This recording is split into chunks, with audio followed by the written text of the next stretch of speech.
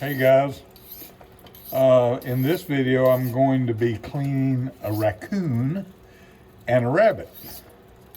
Also, the rabbit is known as the Hoover hog. I don't know if many people remember that, but when President Hoover was in office, that's when we had the Great Depression. Everybody was starving, and he said people needed to keep a hog and a calf if they could, and a goat, so they could live off of it. But people were too poor to have a hog, so they called a rabbit a Hoover hog. Little interesting tidbit of history. But if you're squeamish about these sorts of things, you might want to skip ahead to the cooking portion of it. But we'll talk about hunting and shooting and harvesting our game, and now cleaning it. So the first thing is try to make a good shot when you shoot your animal. This one we shot right through the cheeks, through the throat. And they're hairy little messes, but they're extremely clean, and we particularly prefer the female coon, which that's what this one is. And because it doesn't have as much really wild taste, I like the male coons as well, but Mrs. Everyman doesn't really like the male coons, the boar coons. They're a little bit fuerte. The female is also called a sow, just like in a hog, boar and a sow. And especially when I was younger, we ate tons of these, because we had friends who had coon dogs, and we'd go out on a cold night, preferably, with our lights. Back then we used carbide lights. You put a little bit of carbide calcium in the reservoir of the light, and it generated a gas called acetylene, and you lit it with a little sparkle on the side of the reflector. You wore all this on your head. It was the same thing that coal miners used, and we could go all night on just a little bit of carbide for the reflector, and you didn't worry about batteries or anything else. So what you want to do is try not to rupture the internal organs, especially the gut, when you're doing this. So I usually take a chill pill before I start all this. I don't get in a big hurry, and just let it happen slowly. You can see the fat. This is a young coon, a young female coon, and she hasn't put on as much fat as many of them do this time of year. A lot of them get just loaded up with fat, and coon fat, kind of like a lot of wild animal fats, is not particularly tasty. That's where a lot of the wild taste that people talk about comes from. So for the most part, we try to eliminate as much of that as we can. So just like cleaning any wild animal, you're following the legs out, split them on the inside. Of course, all this hemorrhage here that you're seeing is going to be trimmed out. Now, we had a lot of fun with coons back, about 15 years ago. One of my great friends lives in Park City, Utah, and he originally lived here in Arkansas with us. And he called me. He's in a different circle of friends out there. He's a pretty important executive. He said, what would be great fun is for you two to come to Park City, and I'll throw a party for all the CEOs and the administrators and the doctors and lawyers that I know, and we'll call it an Arkansas Redneck Dinner.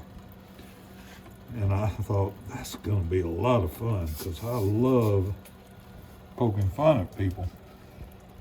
So Mrs. Everyman and I gathered up a lot of our animals that we commonly cook and eat here.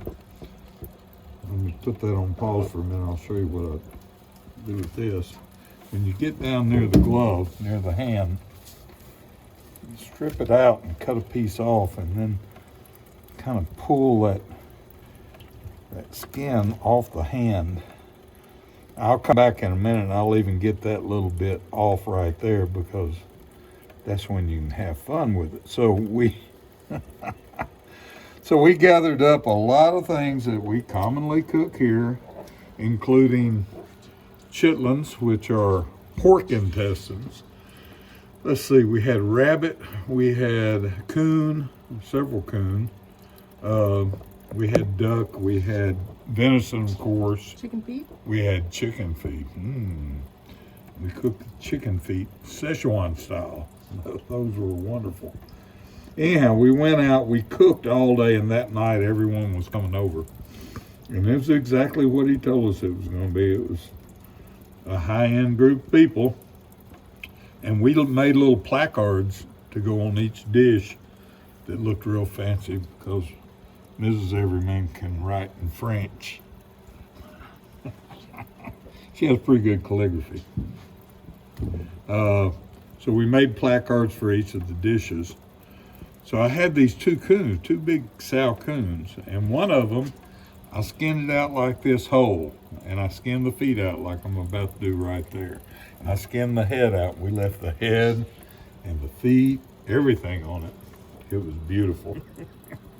And I cooked it whole in the oven with a little apple. I had a little crab apple I put in his mouth, in her mouth, and I had her posed like she was a poodle, lying down at attention. Had the head propped up, and it was actually beautiful. And I cooked it, roasted in the oven, and so when we finished it, it was beautiful. It was browned all over, but it looked like somebody had taken a poodle and skinned it out and cooked it. So that was one dish, and the other dish, I took the coon, and I cleaned it real well, and I cut it into little bite-sized pieces. All this beautiful, the flesh on coon is real clean and tasty. So I cut it into little bite-sized pieces off the bone, and I cooked them real well and kind of crispy, and I put a toothpick in each one. And Mrs. Everyman made a special sauce. It was, what was that called? No, it was a natto sauce. A natto, yeah, natto sauce. It was bright red. It was beautiful. And on that label, I put Australian jackrabbit bits.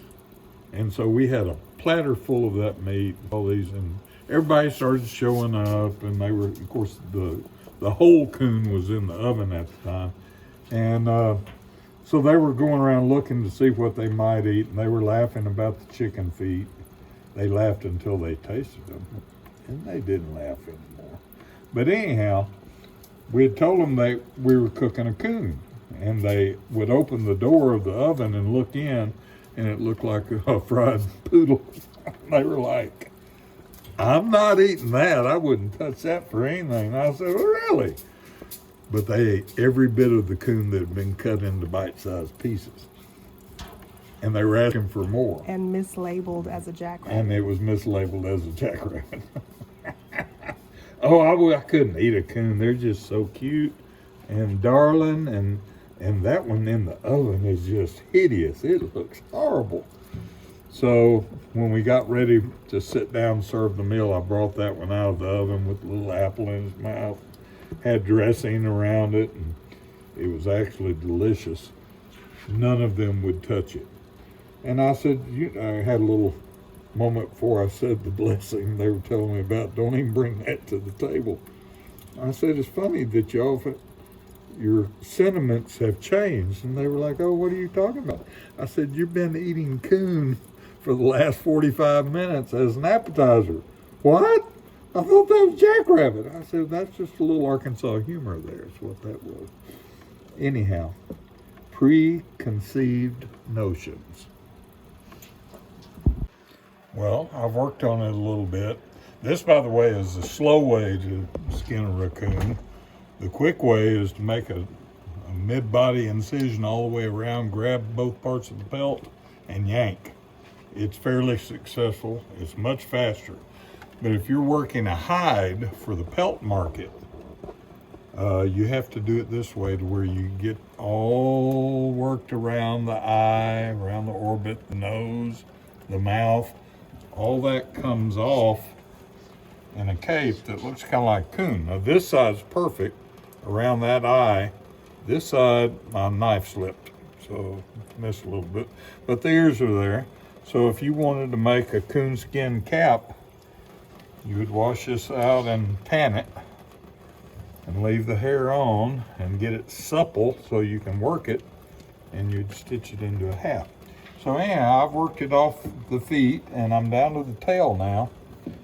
And the tail on any animal, whether it's a rabbit or a squirrel or a deer, or even an elk, you have to take your time, because you pull a little bit and then you cut a little bit to release the membrane around there, the little connective tissue that's holding it all on, and you'll get it out eventually.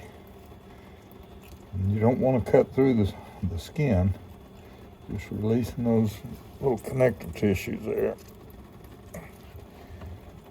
You get it out to where it releases and nothing is inside that cocoon of a tail except the fur.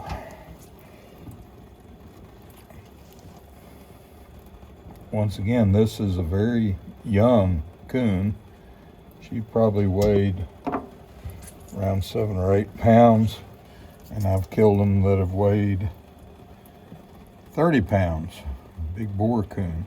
In fact, I got my daughter a coon one time for a pet, and it was a male coon. She named him Baxter J. Coon, and he got up around 30 pounds. He was fat. She fed him Oreos, and he ate everything the family ate. But he was a big rascal. He would ride on her shoulder, and if anybody came up to mess with her, he would attack them. And he was pretty vicious that way. I had coons when I was a little kid. We had pine floors, not hardwood floors. There we go. We had pine floors in the house, and of course it was an old house, so there were knots in the pine that would come out, pop out, and it'd leave a little hole about the size of a $50 or a quarter. And that coon, he'd be one side of the house, and as he ran across, he almost didn't break stride, but he'd run his hand around that hole in the floor to see if a penny or a bottle cap or something, a piece of bubble gum wrapper had fallen in it. They love things that are shiny, and those coons were a mess. They got into everything. You couldn't leave food out anywhere, they'd get it.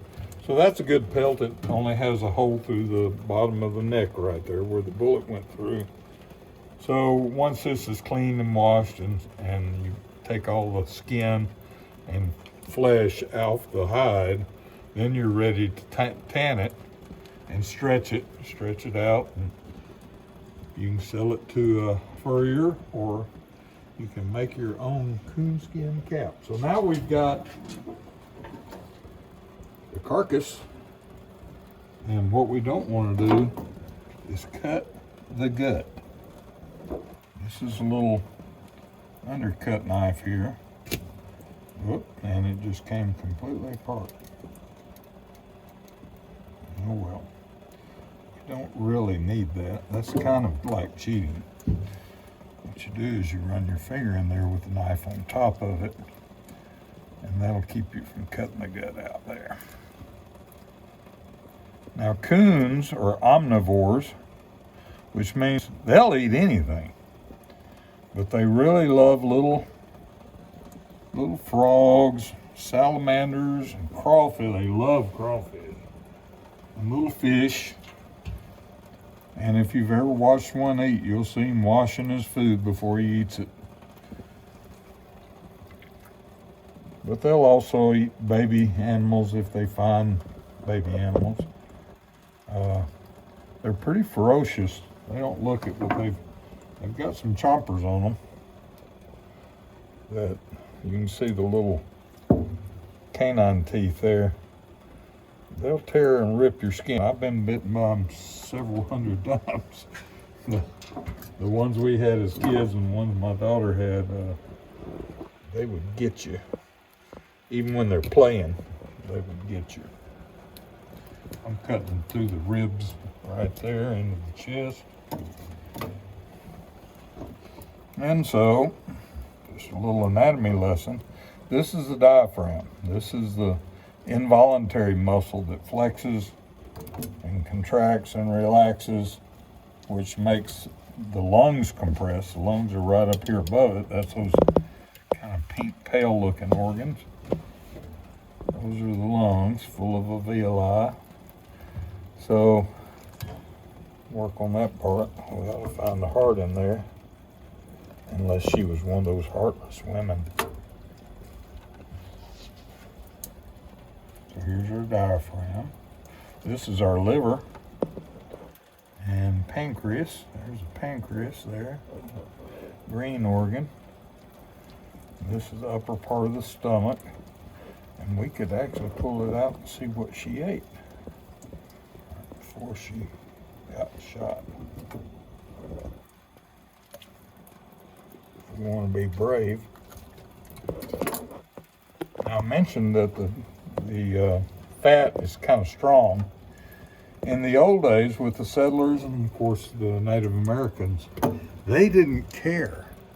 Fat is fat, and fat is something that if your diet doesn't contain it, your body will crave it, absolutely. So they would have cherished all this fat that I've taken off of the animal. So for just a tiny little anatomy lesson, this is the heart, shaped like an animal heart. And on almost all animals, the heart is edible. You can see the esophagus here, the trachea. Cut it loose right there, that's it. There are the lungs attached below it. These are the lungs. So now we're down into the, just a minute. We're into the abdomen now because I've cut the edges of the diaphragm loose. So now we're back to the liver and the pancreas, different lobes of the liver. And all this will release. Of course, this is the stomach, and I think we decided we're going to look and just see if we can determine what she ate. It's just interconnective abdominal tissue with fat. There's always fat attached to it. That's a good sign that you have a healthy animal. If there was no fat, you'd have to wonder, and that's another thing to think about is when you harvest an animal, look it over and make sure that there's no obvious disease or malnutrition or anything like that. So where did we put the stomach? Right there it is, over there. Okay. So the rest of this, the kidneys are right here. There's one right there. And there should be one right there. One on each side. They look good and normal. Release them and pull them out. So all the viscera comes with it.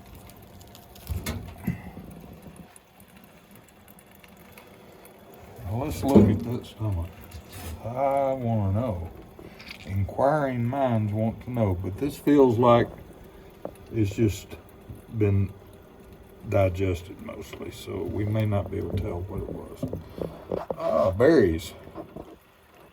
These are little berries that grow up in the mountainous part of Arkansas. You can see them there. The stomach juices have worked on. That's about all that's in there. I don't see any remnants of a crawfish or a fish. Not a one. She was full of little blackberries. They're not really blackberries. That's just the color of them.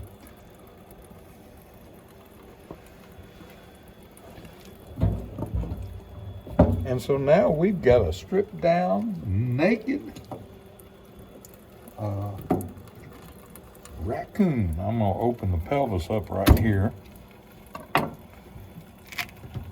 And get that last little bit of the alimentary canal. Now, if you want to have fun with your friends and cook it up, we'll have a section on cooking this, but you can leave the tail so it looks kind of like a poodle. And you can leave the feet. I've stripped most of them out. I would finish by taking a pair of needle nose pliers and pulling that last bit of skin off. Little 5 fingers, kind of like a monkey. And you pose it. No, thank you. Oh, it'd be a lot of fun. No. Anyhow, you pose it real well and cook it. So it's like a little coon, like a little puppy dog sitting there. No. Why not? Have fun with your food.